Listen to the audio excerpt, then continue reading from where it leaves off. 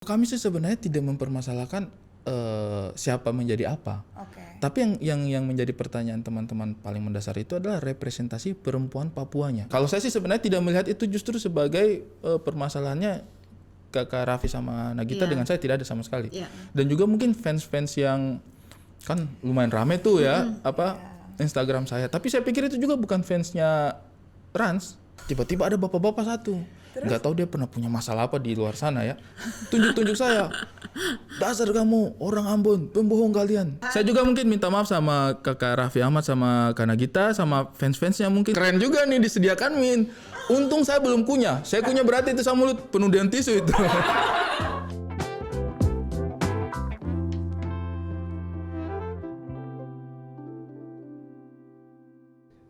And again, welcome back to TS Talks with me, Luna and Marian. Yay. Kali ini kita mau membawa lagi teman-teman atau figur-figur baru atau figur-figur lama yang apa Figur namanya? lama. Public figure lama. Ya, public figure lama. figur baru. Udah berapa dekade ya. Si eksis lumayan Iya, lah. lumayan lah. Oke lah. Bintang tamu kita kali ini stand up comedian. Banyak cerita, journeynya mungkin juga panjang, banyak Tapi orang kayaknya nggak tahu. lagi panas nih dia. Lagi panas ya? Kita dinginin deh. Kita Kita dinginin. Welcome to TS Talks, Ari Kristi. Hormat, Kakak, hormat. Lagi panas beritanya. Iya. Enggak lah, Tapi tidak kayaknya lah. memang ini aslinya, udah dingin harusnya. Udah dingin langsung ada banyak. Tadinya kalau minggu lalu kesini, studio kita panas. Belum yang ini. Ini kita baru hari pertama syuting. Diademin di sini ya. Diademin. Diademin. Coba dong ademin kita dong. Enggak lah. Apa kek, apa dikit. Kalau lucu itu Kakak Luna lebih lucu ya. Dulu Extravaganza saya tahu-ketawa terus Lucu kalau ya? Kakak Luna Luna. lucu ya? Pengalaman komedinya dia jauh lebih banyak, lebih panjang lah daripada saya. Kalau apalagi? komedi lebih panjang Kakak Luna daripada saya. Kalau dalam dunia Karena komedi. banyak tragis hidupnya. Jadi banyak yang bisa Komedi diceritakan. adalah tragedi ya. Exactly. Tragedi plus time sama dengan komedi memang. Betul. Iya. Pinter ya. Bisa. Tapi memang aslinya dia komedi. Komedi banget. Orang yang sudah bisa menertawakan Kisahnya sendiri ya. aibnya sendiri adalah orang-orang yang apa tuh, coba dilanjutin. Sudah menerima. Berdamai. Berdamai. Ceritanya berdamai. Gitu. Artinya tragedinya udah numpuk banget. Udah nggak mau Makanya apa lagi orang-orang kadang-kadang kalau merasa kayak kok saya orangnya nggak lucu ya, mungkin karena hidupmu baik-baik aja bro. Oh gitu Kalau ya? iyalah, Bener juga ya. kalau orang hidupnya lucu-lucu terus itu mungkin sebenarnya dia menyimpan banyak luka mungkin di dalam hatinya, mungkin loh ya. Tapi kalau Ari sendiri hidupnya lucu. Hidupnya Banyak cerita. banyak lucunya juga sih. lucu. Banyak lucunya, banyak tragisnya juga sih. Oh, karena banyak tragisnya. Oh, gue Mungkin. pengen tahu lebih banyak ini sebetulnya. Dia serius banget. Gue Ini langsung kok apa tertarik. moodnya tiba-tiba jadi depresi gitu ya? Gue pengen tahu kisah Kok tragisnya itu Kan kita apa nggak gitu. tahu tragis-tragisnya dia moodnya apa. kok tiba-tiba saya depresi ini ya baru dimulai ya. Bukannya kita mau fun-fun aja Oh, iya, nih. benar-benar. Apa kabar by the way? Alhamdulillah baik, alhamdulillah. Baik, sehat. Alhamdulillah Indah juga sehat. sehat. Alhamdulillah istri juga sehat. Mudah-mudahan Keluarga? bahagia. Keluarga sehat. Semoga sehat. Oke, Ari. Iya. Kan sering banget nih stand up comedian nih, maksudnya di acara-acara ya. Sekarang tuh masih banyak gak kerja stand up? Sekarang sih agak Semenjak sulit ya pandemi. karena masih pandemi juga kan.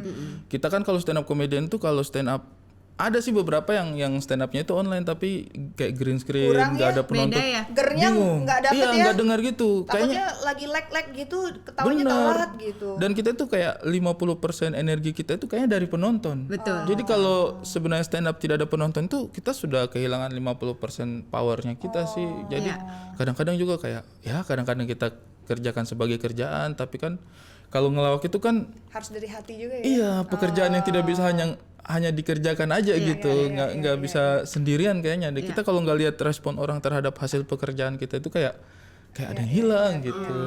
Nah kalau respon waktu lagi menyiapkan bahan ini ya, bahan komedinya misalnya, latihan dulu nggak di rumah? Mungkin ada penonton tetangganya, keluarganya atau apa? Indah gitu. Kalau Indah ketawa, Dites dulu nggak? Iya, Dites iya. dulu Oh, dong. gitu? Kadang-kadang dites dulu. Itu kita cheat sih. Kadang-kadang kan kita juga nggak tahu ya di atas panggung ini akan berhasil atau tidak. Jadi kadang-kadang kita pakai ngobrol juga sama orang-orang di sekitar, sama kalau saya sih sama Nona juga kadang, sama teman-teman.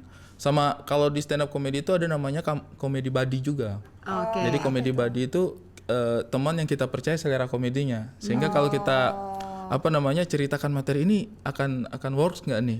Nah, dia itu yang bisa menentukan Ini nggak lucu bro. Nggak lucu bro. Dan dia tuh pasti jujur banget itu. Meskipun ini lucu bro. Ini lucu bro. Ini nggak lucu bro. Jadi mending kita dapat pahitnya di awal.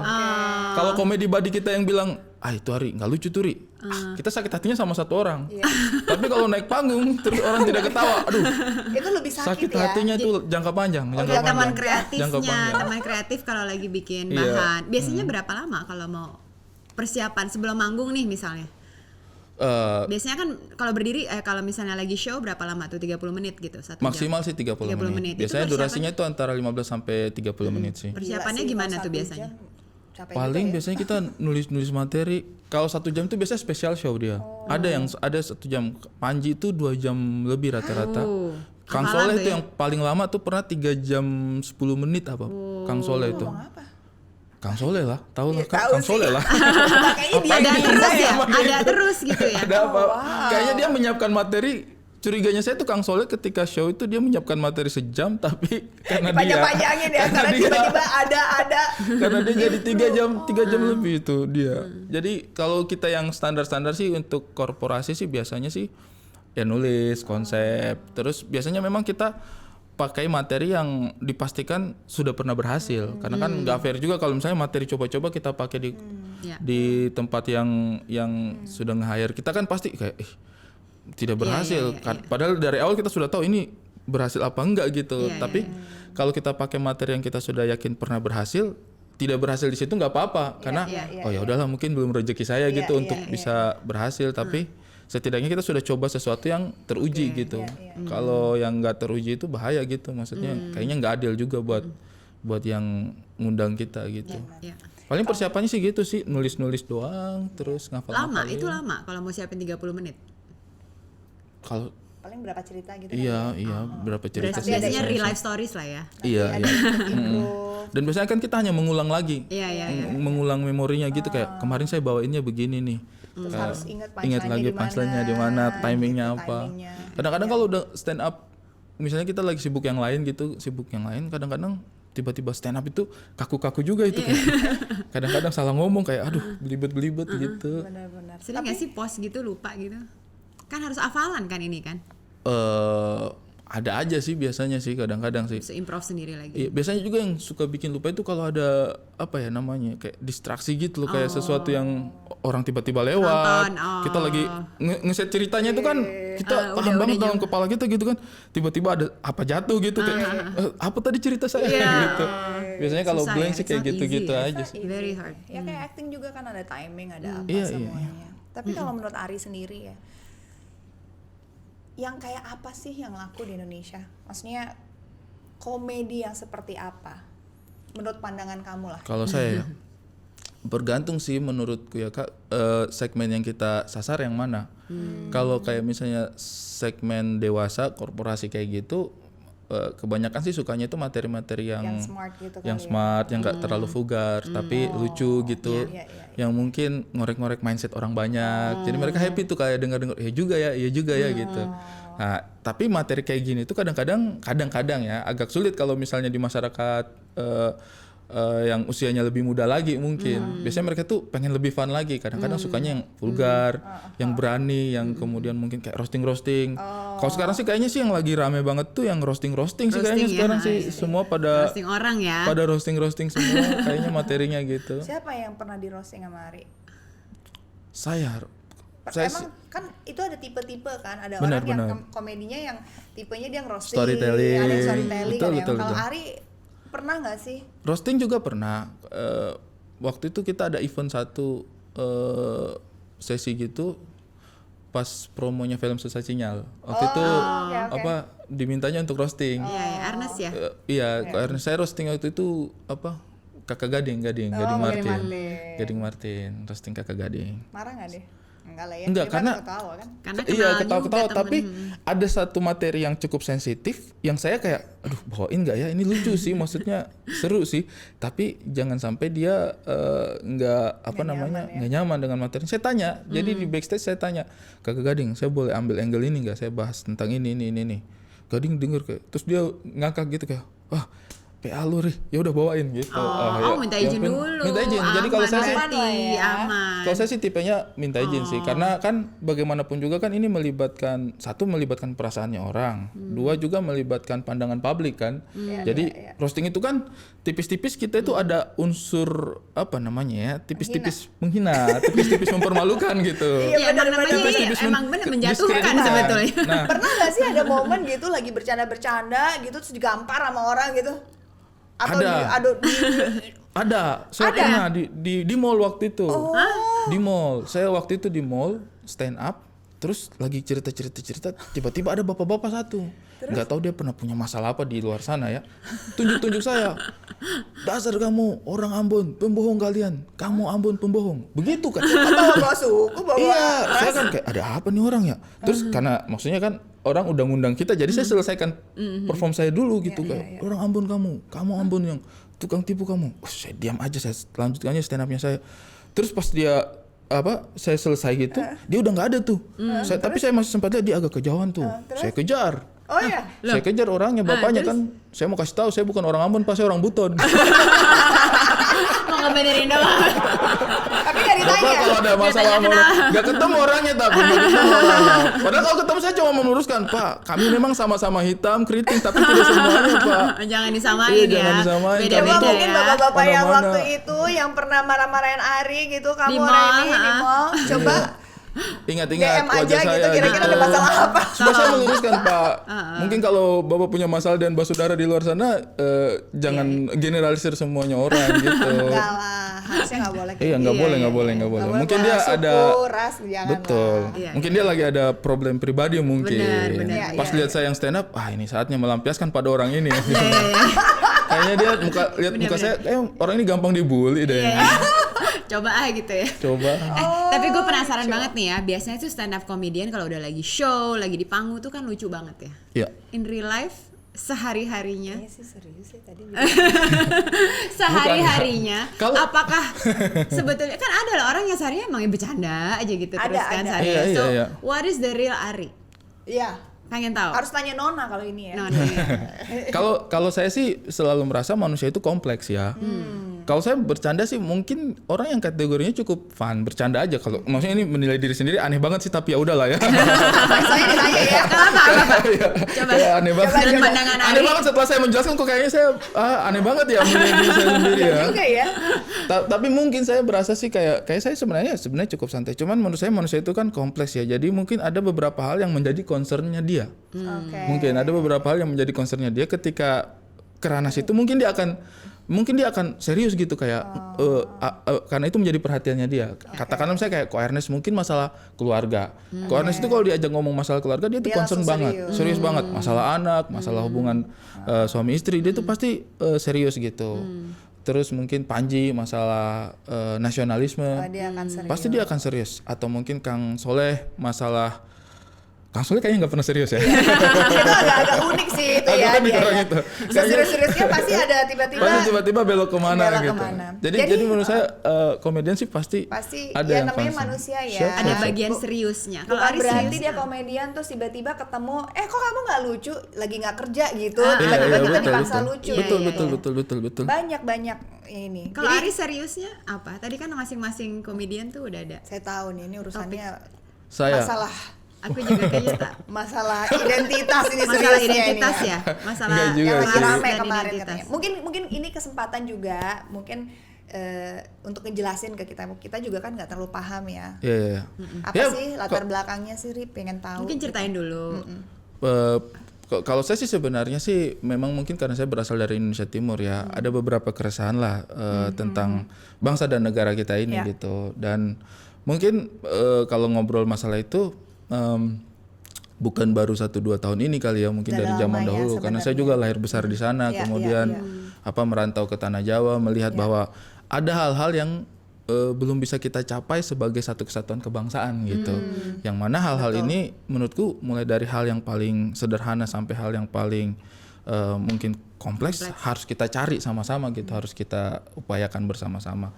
Itu sih yang mungkin kadang-kadang dalam stand up juga meskipun sambil sering bercanda dibawa, tapi sering saya bawakan gitu. Tapi sih. Menurut Ari apa sih yang yang Ari cita-citakan, yang pengen Ari perjuangin gitu loh. Sebenarnya aku kan kalau kemarin lihat rame dikit masalah yang PON ya, Raffi, Nagita.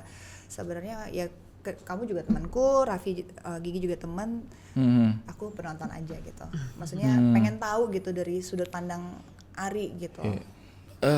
Kalau saya sih sebenarnya ya agak bingung itu dengan masalah itu kenapa tiba-tiba jadi lebar ke mana-mana gitu, karena ya mungkin saya karena tidak banyaknya yang paham. Mungkin. Ya. Karena saya tuh sudah tata sekali kata-katanya.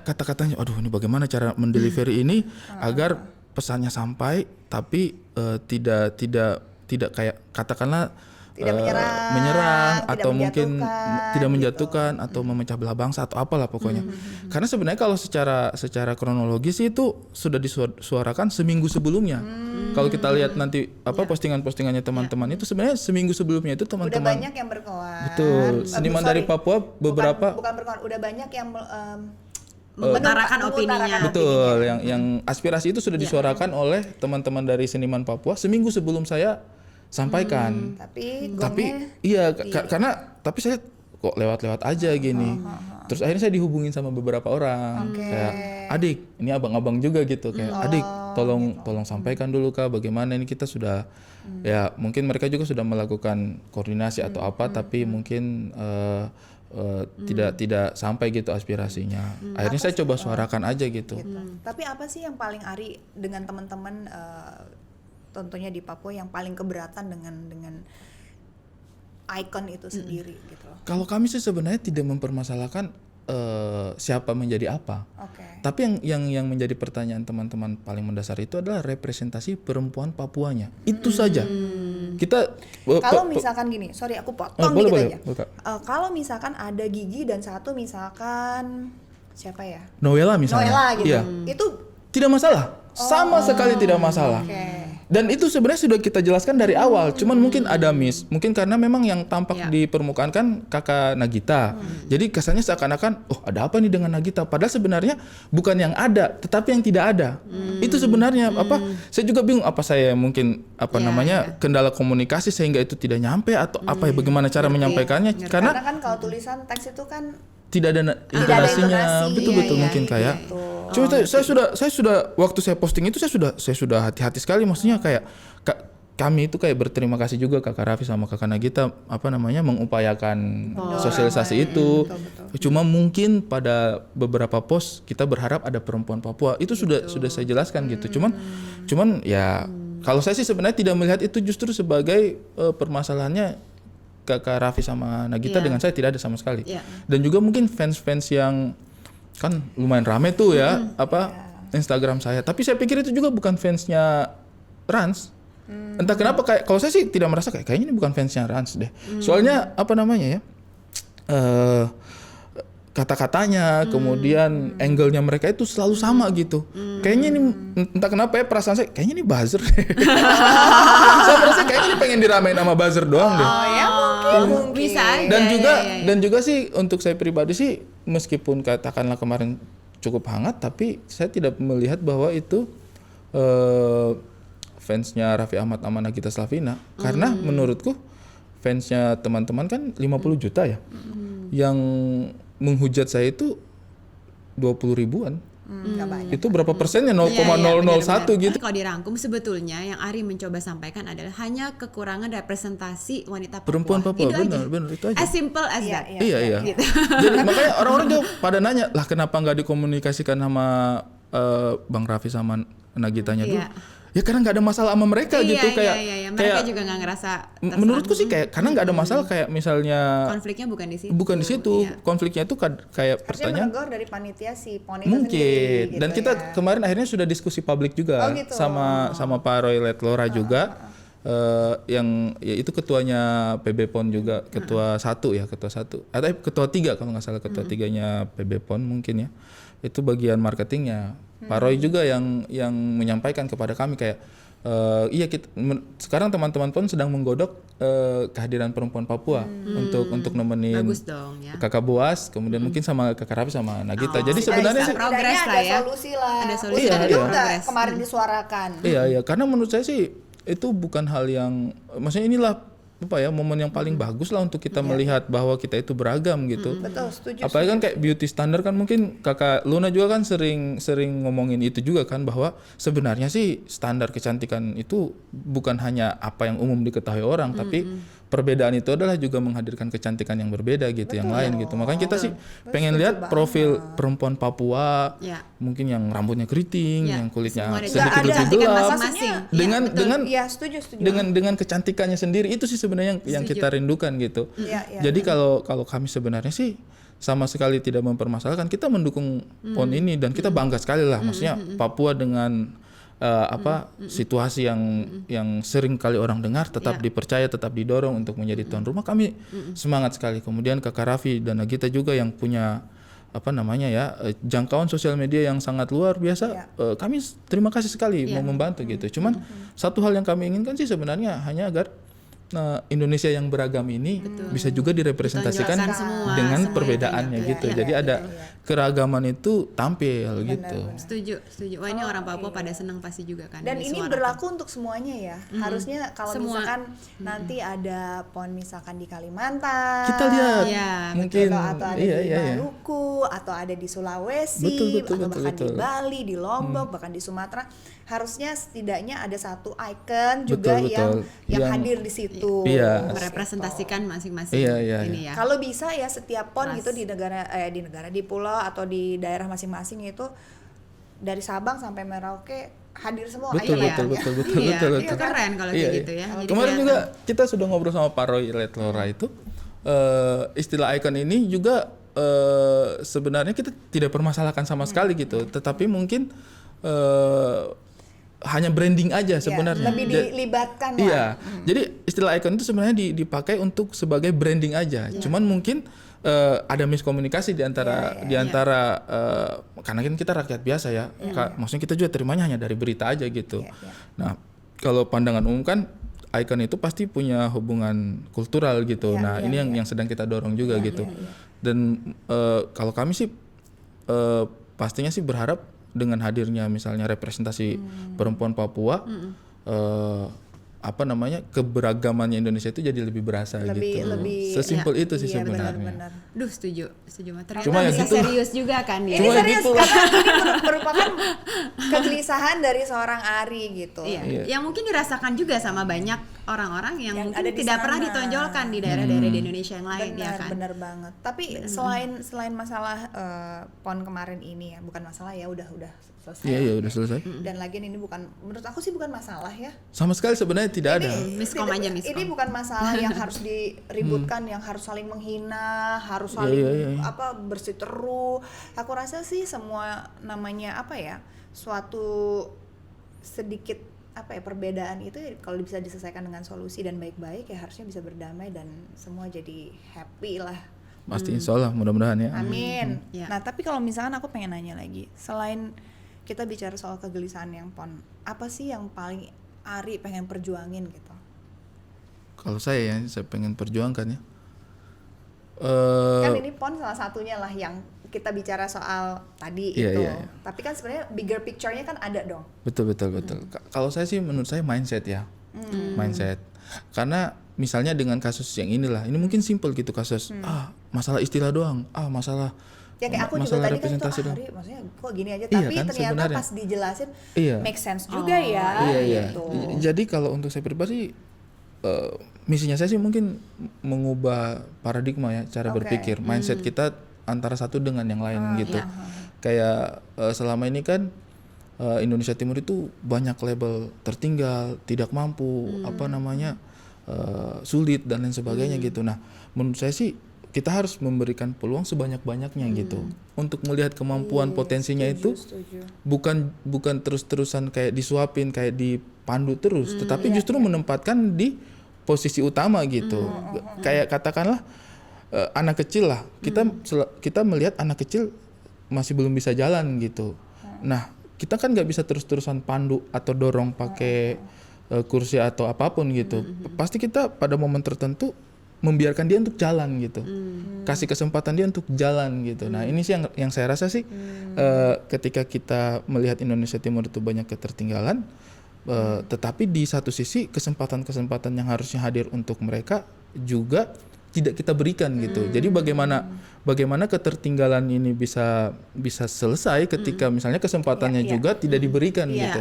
Sebenarnya itu kalau ketinggalan juga enggak juga ya sebenarnya. Kesempatannya tidak merata kayaknya. Karena sorry aku potong juga, karena kayak aku banyak banget denger talent orang sana tuh, maksudnya Indonesia luar biasa, pinter.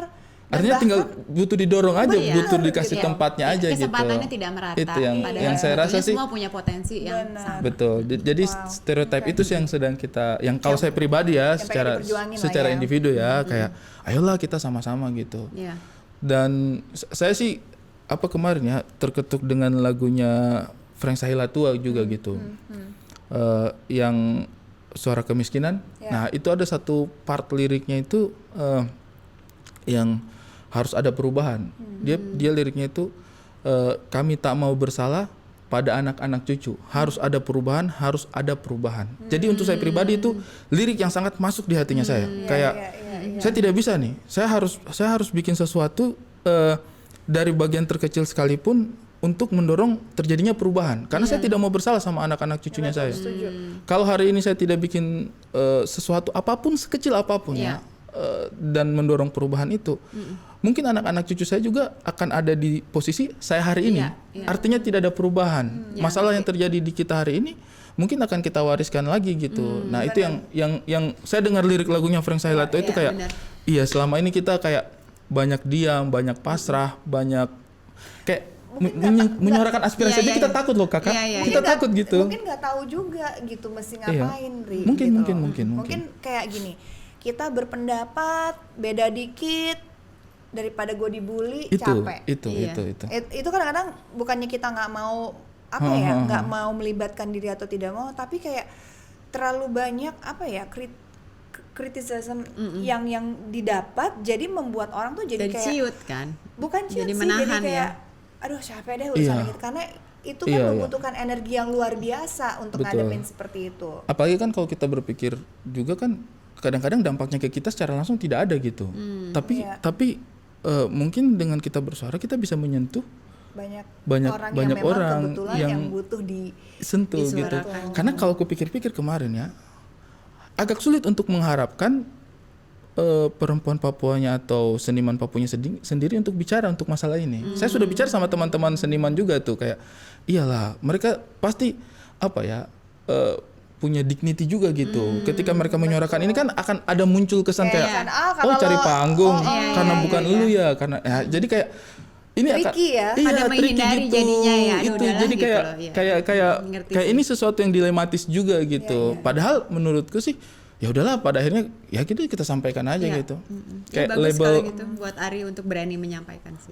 Label pansos itu ribuan banget tuh pansos. Tapi memang sebenarnya ya dibutuhkan pansos juga supaya kita bisa didengar juga sih kadang-kadang. Setuju. Tidak ada yang murni di sini tuh yang kayak kita enggak pansos gitu. Apa sih pansos itu? Kayaknya panjat sosial gitu semuanya pansos. Pansos betul. Tidak ada yang tidak. Di level apapun lah, di level pekerjaan kita di kantor semuanya juga pengen menuju ke atas sih. Aku rasa something yang menurut aku enggak usah terlalu dikonotasiin. Sampai saya tuh kayak menyenangkan hatinya saya sendiri aja kayak aduh diomelin lagi sama seluruh rakyat Indonesia nih. Ya udahlah enggak apa-apa lah gitu. Akhirnya saya dengar lagu yang tadi itu kan maksudnya kayak nyenangin hati aja. Udahlah, saya bukan bicara untuk kepentingan saya ini, yang penting saya sudah sampaikan aja gitu kan. Nah, terus banyak tuh yang pansos, panjat sosial. Terus gue pikir, ya udahlah, ikhlaskan aja, nggak apa-apa panjat sosial, karena kan Indonesia memang menuntut keadilan sosial bagi seluruh rakyat Indonesia. Artinya kan semua di atas. Kalau kita merasa bahwa secara struktur sosial kita masih keterwakilan kita masih di bawah, emang harus kita panjat. Mau nggak mau, nggak apa-apa. Tapi kan kayak sekarang pun kita juga pansos nih sama Ari nih, karena lagi topiknya lagi hot, jadi kita pansos sama kamu. Saya sebenarnya sangat menghindari media. Tapi thank you loh. Ini kita udah janjian berapa bulan ya? Udah janjian 2 bulan atau 3 bulan gitu. Tapi kan mungkin juga sebenarnya nggak harus dihindari juga sih, Ri, gitu. Kalau ingin didengar lebih banyak ya mungkin semakin banyak media yang kamu temui juga akan semakin didengar gitu. Dan semakin mungkin mereka akan paham apa yang bisa. Tapi saya tuh pengen, kemarin memang ada beberapa yang kayak, ayo kita wawancara bang, beberapa teman-teman media gitu kan, bang boleh wawancara nggak masalah ini. Terus saya tuh bukan yang nggak mau bicara, tapi kalian tanya orang Papuanya aja lah gitu. Kan saya ini kan cuman penyambung lidahnya aja gitu kan, kayak oh abang-abang ada yang ada yang concern masalah kan ini. Ari yang lebih dikenal. Iya, maksudnya tidak apa-apa. Tanya, akhirnya saya kirim nomornya abang-abang kayak tanya ke sini aja. Karena menurut saya ini juga nih dilemanya kita selama ini. Ketika masalah Papua, kita selalu merasa punya hak untuk menjadi juru bicara mereka gitu. Padahal kan itu problematika yang mereka hadapi gitu. Mari kita dengar mereka gitu. Wawasan mereka seperti apa, opini mereka seperti apa yang mereka rasa tentang ini, kenapa alangkah apa yang sebaiknya kita ambil sama-sama gitu. Kita ini memang idealnya berdiri sebagai penengah aja gitu. Jadi waktu ada beberapa teman-teman media nanya ke saya bilang tanya aja ke Bang Stephen Wali karena ini concernnya mereka gitu. Mari kita biasakan dengar mereka aja deh gitu. Kayak kita boleh nggak sih sekali-sekali kita yang menahan diri dengan segala macam perasaan tahu kita atas sesuatu, tahan diri aja gitu. Karena mungkin mereka yang merasakan langsung gitu Kak. Iya benar-benar. Tapi ini ya setelah mendengar ini kan kita, me personally jadi lebih masuk akal nih, lebih bisa diterima. Oh benar juga ya gitu. Jadi kita lebih bisa legowo dan lebih bisa mencerna informasi ini dengan kepala dingin, lebih dengan keterbukaan gitu. Nah sekarang kalau dengan mendengar ini gitu loh, ataupun teman-teman setia TS gitu, setelah mendengar ini, apa sih yang bisa kita bantu, Ri? Kita ini kan orang luar yang tadinya nggak paham. Aku setelah mendengar ini jadi lebih paham, lebih oke, masuk akal dan aku bisa terima dalam di logika aku. Dan jadi kayak kita kan harusnya jadi terketuk ya. Aduh, kita mau membantu sesuatu gitu loh. Sama-sama saudara nih. Betul. Sama orang Indonesia loh. Iya. Semua. Iya, kalau menurut saya sih ini sambil meluruskan apa yang kemarin jadi bahan perdebatan publik, misalnya kayak katakanlah apropriasi kultural gitu, sesuatu yang kayak pertanyaan-pertanyaan kayak gitu. Nah mungkin kita ya sebagai sesama anak bangsa gitu, sebaiknya lebih banyak belajar terhadap budaya yang belum kita kenal mungkin ya. Kita gitu mendorong diri kita untuk lebih banyak belajar budaya bangsa Indonesia yang belum kita kenal, sehingga ketika pada satu momen kita berada pada situasi yang membuat kita harus merepresentasikan budaya itu, kita paham. Katakanlah kalau misalnya sekarang kita lihat, orang foto pakai kain Sumba, orang foto pakai baju Kalimantan, orang foto pakai batik ini batik itu. Tapi ketika misalnya kita hanya menggunakan itu sebagai sebuah penampilan luar saja, tetapi dalamnya kita tidak pahami, itu yang menurut saya sih jangan gitu. Kita harus mencintai itu secara keseluruhan. Kita cintai tempat-tempatnya, kita cintai produk budayanya, kita cintai orang-orangnya gitu. Jadi menurut saya sih itu sih mindset. Untuk saya sih kita mungkin akan mengalami itu dengan kesempatan yang berbeda-beda gitu. Betul. Kita akan bertemu dengan situasi yang berbeda-beda. Tetapi ketika mindsetnya sama mengenai penghargaan terhadap representasi ini, maka kita akan menyikapinya dengan cara yang cenderung lebih bijaksana gitu Kak. Iya. Jadi tadi serius juga ya. Iya. Tapi kalau seru. Tapi seru. Menurut aku nih something yang eye opener ya, membuka mata kita juga. Tapi jangan terlalu lama. Saya lama-lama tidak lucu, orang lupa kalau saya ini komedian Kak. Nanti bahaya. Branding saya kayaknya Ari sekarang jadi pembicara aja deh. Kayaknya Ari sekarang jadi pemateri. Serius banget. Aktivis. Sumpah saya masih ada kelucuan sedikit loh dalam diri saya ini. Udah kita selesai. Saya sengaja pakai baju ini loh, stand up Indo, biar orang tahu kalau saya ini orang dari stand up komedi ini. Aduh, berat sekali nih pembahasan. Oke. Branding, komedian, stand up komedian. Ya, tapi sebelum kita lanjut, kita tutup dulu bahwa kemarin sudah damai ya. Aman, sama sekali tidak pernah ada masalah. Saya juga mungkin minta maaf sama Kakak Raffi Ahmad, sama Kak Nagita, sama fans-fansnya mungkin ada kekurangannya saya berkomunikasi mungkin yang nggak nyampe karena saya sih merasa bahwa tidak ada apa namanya, tidak ada sangkut pautnya, tidak ada sama sekali dengan Kakak Raffi dan Nagita. Jadi saya merasa kayak nanti kita undang. Kenapa ya? Ada. Saya deg-degan ya. itu mungkin apa ya? Kesalahannya saya mungkin ada yang kurang gitu. Ada yang kurang mungkin gitu. Saya sama sekali tidak ada gitu. Ada apa-apa. Oke, kita yang lucu-lucu aja yuk. Lucu-lucu aja. Oke, boleh. lucu. Apa ada bahan lucu apa? Aduh. Enggak ada, ini banyak loh ternyata jadi sutradara juga. Iya, aku baca tuh kemarin habis sutradarain pelukis hantu. Ya, komedi horor. Komedi horor. Komedi horor tuh gimana ceritanya ya? Lucu ya pasti. Kalau saya sih merasa bahwa kita kan kadang-kadang suka punya pengalaman yang mengerikan kan. Iya. Tapi apa tuh yang terjadi setelah kita mengalami itu? Pasti cara menceritakannya tuh kayak seru kan, ketawa-ketawa gitu. Masa tadi gue kekunci di kamar mandi tiba-tiba mati lampu bla bla bla bla terus jadi fun, jadi lucu. Jadi lucu. Jadi sebenarnya menurut saya sih dalam sesuatu yang menyeramkan itu mungkin ada sesuatu yang lucu gitu, yang seru gitu, yang bisa dikomediin. Banyak kok gitu. dulu juga banyak tuh. Banyak dari zaman dulu. Komedi horor gitu. Si Manis termasuk si Manis dari si Manis Jembatan Ancol. Itu kan Ozi Saputra. Iya. Itu kan lucu banget itu. Jadi sutradara atau stand up comedian? Wah. Ini dua hal yang beda sih sentuhannya. Kalau stand up comedy itu sebenarnya sih mungkin skema kerjanya mirip ya. Tapi di stand up comedy semua urusan kita. Iya. Hayalannya dari kita, tulisannya dari kita, mengeksekusinya jadi aktornya kita juga, sutradaranya kita juga. Kita mau kemana kita yang tentukan semuanya gitu. Film gak bisa kayak begitu. Film itu benar-benar banyak ya. Kompleks banget, layernya banyak. Yang menentukan ini, yang menentukan ini itu. Dan jadi sutradara itu kan kalau saya pribadi ya, maksudnya ini baru pertama kali saya bikin film.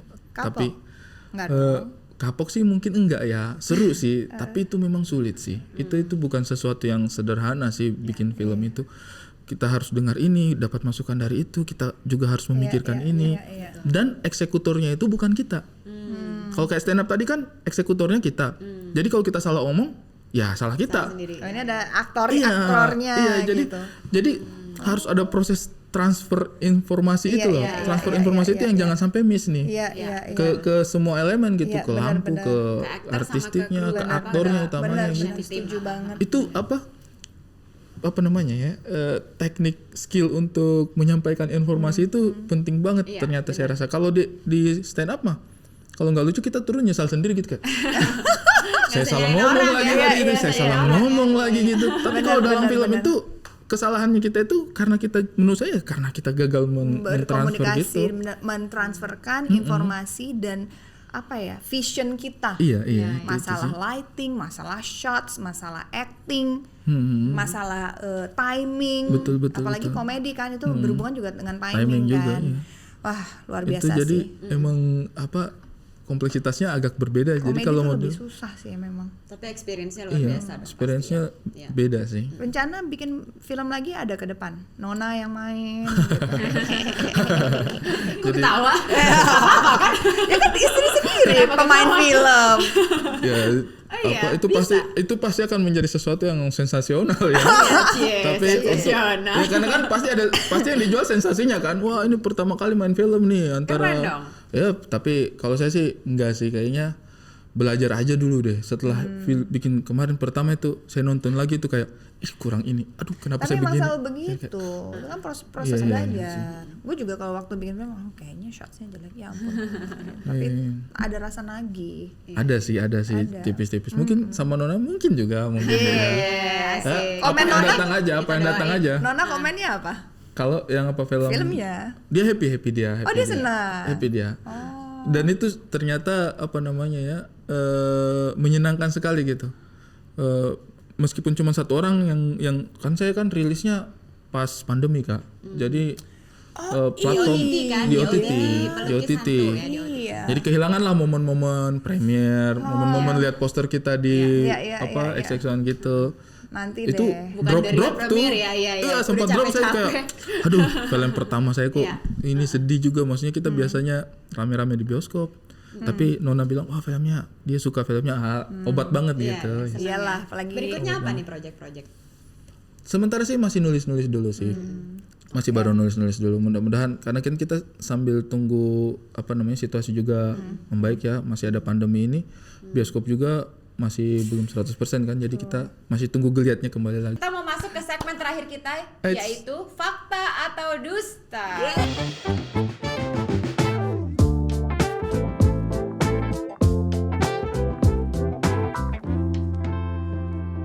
Artikel yang beneran ada di berita ya. Jadi bisa langsung diluruskan. Artikel pertama. Oke, yang pertama adalah Ari Kriting dikatain katrok saat berkunjung ke restoran mewah. Oh alah, itu apa? Tisu basah. Oh iya. Tisu dicupkan ke air. Iya. Betul, itu betul. Fakta ya. Bentuknya itu Kak, kayak permen mint. Kecil gitu, itu saya baru pertama kali lihat. Pertama dan terakhir kalinya, saya belum lihat lagi setelah ini. Dia tuh kayak permen mint gitu. Permen mint gitu. Celupin air, ngembang. Ngembang. Jadi Jadi kita kecil ada anduk juga kan. iya, jadi pertama dia datang tuh kan tidak ada sedikit pun terlintas di kepala saya kalau itu adalah tisu atau handuk karena pipih gitu, pipih kecil bro, kecil. Kalau segini saya masih curiga, nggak mungkin nih, segini Joy, segini. Terus ditaruh kan, masih proses makan tuh, ditaruh di pinggir. Terus saya makan, saya lihat, oh mungkin karena makanannya seafood. Oh berarti biasanya kan, oh mungkin karena makanannya seafood, habis makan di Animale. Itu kan, aduh, saya pertama kali ke situ. Terima kasih sudah mampir. Oh di tempatnya Kaluna itu. Nah itu, saya ada itu handuk-handuk kecil itu. Karena seafood, saya pikir, oh mungkin habis makan mint biar menghilangkan amisnya. Pikirku kan, oh keren juga nih disediakan mint. Untung saya belum kunyah. Saya kunyah berarti itu sama mulut penuh dengan tisu itu. Jadi saya lihat di situ itu Kak, sudah saya habis makan. Nah Nona tuh yang ambil. Untung Nona selesai. Nona dia gitu. tung. Hah? Wow. Ajaib sekali barang ini. Terus saya wah, ajaib sekali itu sangat membuat saya terkesima. Tapi saya bersyukur gitu kayak kadang-kadang kita terkesima untuk ketidaktahuan itu menurut saya karunia gitu. Iya, lucu ya. Karena perasaan terkesima itu mahal loh. Iya. Coba ingat-ingat. First time ya. Iya. First time. Coba ingat-ingat kapan aja kita merasa terkesima. Mungkin kita ke Raja Ampat, wah bagus banget. Ke Sumba, wah bagus banget. Tapi saya nggak harus jauh-jauh ke sana melihat sebuah tisu. Membuat saya terkesima itu perasaan yang menyenangkan gitu kayak wah saya terkesima untuk sebuah barang yang seperti ini. Benar-benar berarti fakta ya. Menyenangkan fakta. Kedua. Oke. Silakan, Luna. Gue ya ini. Iya. Ari Kriting punya boy band. Wow, saingan Westlife. Mampus. Ada Dodit, Babe Cabita. Ini sih bukan Westlife. Yang bertiga tuh Triti. Zaman dulu. Iya. Saya juga tidak tahu apa kesamaan kami bertiga sampai disatukan dalam satu komposisi yang itu. Ini kami ketemu pada saat ini. Habis itu nggak pernah ketemu lagi. karena menurut saya ya tidak ada yang patut dipertahankan juga dari trio ini. Justru trio apa ini? Ini dusta. Ini lagi apa sih? Lagi syuting. Lagi syuting konten bertiga. Nah, ketemunya pada saat ini aja nih. Habis itu sibuk masing-masing. Ini boy band ini ceritanya, dustanya dan dipilih karena sama-sama gondrong, akun verified dan ganteng-ganteng. Asik. Iya. Sungguh sebuah standar yang fana ya. tidak ada kedalaman di situ ya. Akun verified, untuk apa itu akun verified ya? Oke, artikel ketiga. Next. Ari Kriting takut disuntik.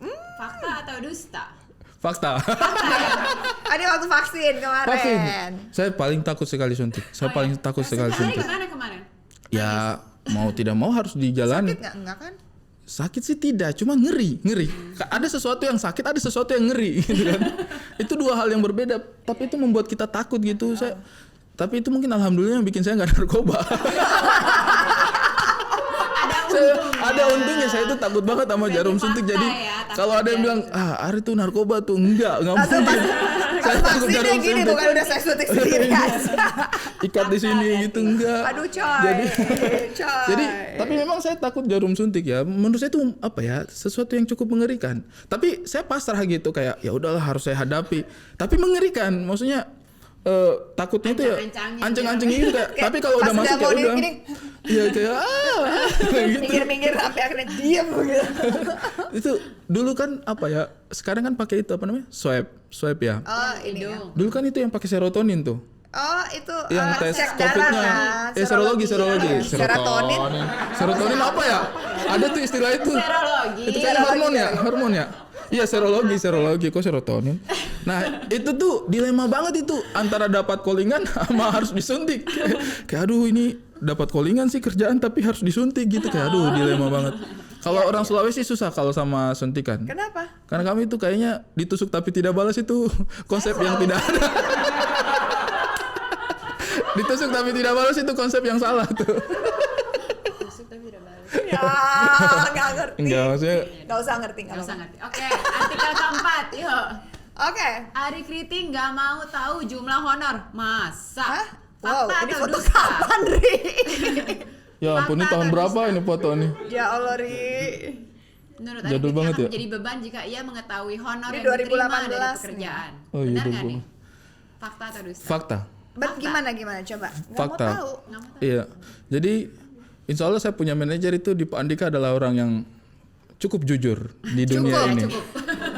Karena manusia biasa ya. Tapi sudah 10 tahun saya sama-sama dengan dia. Insya Allah saya kayaknya antara orang yang pintar, orang yang cerdas untuk bisa mengembangkan karir saya itu lebih butuh orang yang jujur. Karena saya itu tidak pernah mau tahu dengan honornya saya. Itu beban. Saya tidak tahu ini berita dapat dari mana ya, tapi saya tidak pernah ceritain sama orang loh. Cuma orang-orang tertentu aja. Bintang tuh. Tahu juga saya ini Bang Johar siapa ya? Saya tidak tahu dia dapat informasi dari mana. Karena saya jarang ceritain sama orang. Fakta ya. Fakta. Saya tuh tidak tahu jumlah honornya saya berapa dalam urusan apapun. Jadi datang ke sini nggak tahu dapat fee berapa? Nggak tahu dapat fee berapa. Kayaknya nggak dapat deh. Tapi saya tuh sama manajernya saya begitu perjanjiannya. Jadi ya udah dia yang urus semua, saya punya keuangan, uang masuk dikirim ke saya, dipotong urusan manajemen. Karena menurut saya kalau saya sudah tahu tentang uang itu nanti mungkin ya mempengaruhi. Jangan, harus tahu. Ya banyak juga yang bilang kayak begitu sih. Apalagi sudah berumah tangga. Banyak sih yang bilang, tapi ya insya Allah lah. Kita cuma istrinya udah tahu, istri yang atur. Mungkin, tapi laporannya ada. Laporannya ada terus. Jadi kalau mau cek sebenarnya ada. Cuman sayanya yang kayak karena saya kalau saya sudah tahu bayarannya apa segala macam itu gugup. Saya itu pengalaman dari zaman saya stand up masih awal-awal. Jadi kalau tahu bayarannya gede, 100 gugup. juta gitu. Wah, enggak sama sih. Kapan tuh ya saya dapat bayaran segitu ya? Amin dong. Amin. Insya Allah. Amin. Bisa. Nah, amin bisa. Semua itu jangan Jangan gitu. harus Harus ya, pasti bisa. Benar juga sih. Bisain dulu. Saya mau melawan stereotyping, tapi malah saya yang rendah diri ya. Sungguh tidak konsisten diri ini dalam perjuangan ya. Dalam nah, perjuangan ya. Iya. Ganti mindset Ari. Betul, ganti mindset Ari. Bayar saya 100 juta. Mindset. Bayar saya 100 juta. Terus kata klien, kamu siapa? Ya. Oke, 100 juta 10 kotak. Capek ya? Masih saya ambil sih. Ya gak apa-apa juga sih. Iya. Rezeki ya. 15 menit juga. Iya. Enak. Nah, jadi saya itu dulu waktu awal-awal stand up begitu kalau sama masalah uang. Jadi kalau uangnya dikasih bayaran segini, aduh, kan saya kan maksudnya dengar bayaran tuh berapapun kan berasanya besar gitu, jadi kayak aduh dibayar mahal lagi nih, jadi pressure gitu kayak aduh kalau saya nggak lucu gimana. Terus kalau beneran kan namanya Lionel Messi, Cristiano Ronaldo itu jago-jago banget main bola kan, tapi ada aja pertandingan mereka turun nggak nyetak gol. Padahal udah jago banget tuh main bola, nggak nyetak gol. Sama stand up komedian. Nggak apa-apa dong. Kadang-kadang kita naik panggung nggak lucu. Kadang itu maksudnya orang kerja sial itu ada pasti. Betul, sama. Nah, tapi kalau tahu bayarannya, pas stand up terus nggak lucu lagi sial, nggak lucu. Duh, beban sekali Pak. Apalagi kalau kliennya minta foto lagi, Pak. Saya kan udah nggak lucu nih Pak. Boleh nggak? Foto-foto kita skip aja. Nyetor wajah saya yang tadi nggak lucu itu dilema loh. Jangan. Ya tapi Ganti mindset. dilema Kamu banget. harus ganti mindset, kamu harus memvalue diri kamu. Amin. Artikel Ini terakhir. artikel terakhir. Ari Kriting menjadi stand up comedian karena Ernest Prakasa. Bener nggak? Iya dan tidak sih sebenarnya kalau yang tadi saya stand up karena Ko Ernest sih mungkin nggak juga ya, karena memang saya dengar stand up itu berasa pengen gitu. Tapi kalau Ernest Prakasa berjasa besar sama karirnya saya, iya benar, iya banget. Jadi waktu itu di Malang saya jadi openernya Ko Ernest. Dan ya namanya orang ya, dia aja lupa loh kalau ngomong kayak gitu ke saya gitu. Tapi kita yang diomongin jadi ingat gitu. Nah waktu itu saya jadi openernya Ko Ernest. Nah di Malang tuh saya stand up tuh pokoknya Malang, mentok-mentok ke Surabaya gitu. Jadi ya udah lokal aja gitu 2011 tuh. Terus 2012 saya jadi openernya Ko Ernest. Dibilang sama Ko Ernest, Ri lu harus ini ngembangin karir lu, harus ke Jakarta lah, lu harus ngikut kompetisi Kompas TV waktu itu ya, Suci. Lu harus ikut lah. Aduh, nggak pede saya kok. Saya materinya gini-gini doang gitu. Mungkin orang nggak paham atau apa gitu. Terus kata dia, nggak apa-apa, justru penting. Lu kalau ngomongin Indonesia Timur di atas panggung, satu Indonesia harus denger. Lu jangan berasa kayak karena merasa isunya kamu lokal konteksnya orang nggak akan paham. Justru sesuatu yang baru, sesuatu yang jarang didengar itu lu harus naik ke panggung, harus kasih tahu sama orang-orang gitu apa yang terjadi, apa yang kalian rasakan. Terus itu yang kayak oh begitu ya gitu. Jadi kayak aku pikir-pikir ya sudah cobalah. Akhirnya saya coba-coba tuh ngikut kompetisi. Itu juga kan sempat di Indosiar kan, aku juga sempat jadi juri kalau nggak salah. Ada kamu juga kan? Iya. Itu kontestan ya? Apa udah juri saya waktu udah itu. Juri juga. Ada juri. Siapa yang ada Indonesia Timur juga tuh? Banyak tuh akhirnya. Epi Security, Obi Mesa, Reynolds gitu. Bener. Nah itu sih dorongannya Ko Ernest. Karena kan saya kan materinya Indonesia Timur ya. Saya tuh agak ragu gitu kayaknya. Apa orang tahu tempat-tempat yang saya bicarakan ini? Apa orang paham apa keresahan yang saya bicarakan ini? Tapi sama Ko Ernest diyakinin gitu kayak apa namanya? Justru karena banyak yang belum tahu harus lu kasih tahu gitu. Setuju. Makanya lu harus ada di atas panggung gitu. Road to 100 million per show. Amin. Amin. Lucu. Amin. Terima kasih lah teman setia. Terima kasih kembali sudah kasih ruang di sini. Thank you. Jangan kapok kesini. Siap, thank you. Kalau ada yang salah-salah apa ya maaf juga ya. Mohon maaf buat Ari atau teman-teman setia yang ngedengerin. Semoga kita semua terlalu open minded, pikiran terbuka, saling memahami, saling mengerti, saling mendukung ya. Terima kasih teman setia. See you on the next episode.